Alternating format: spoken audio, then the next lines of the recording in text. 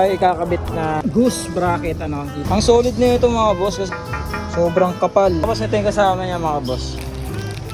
So makikita nyo naman yung unboxing yan dyan, kararating lang. Tatanggalin muna natin yan. So pag natanggal na ninyo yung cover, ang tatanggalin nyo lang dito sa pinaka main grab bar. Ito lang, yun dito. Yan. Pinapatong pala ito.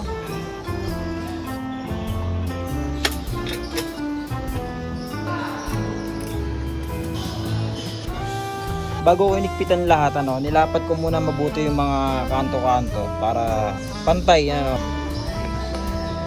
Ang gandang tingnan, Dumagdag yung ganda ng forma niya.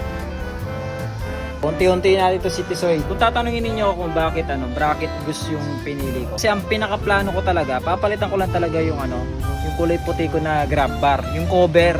Gagawin ko sanang itim. Gagawin ko lang sanang kulay itim pero ito nga may nakita akong bracket na rin siya Sa mga magtatanong kung saan ko nabili ito, kung dito ka nanonood sa Facebook, Shopee link sa comment section. Kung sa TikTok, nakalagay lang yan sa white basket.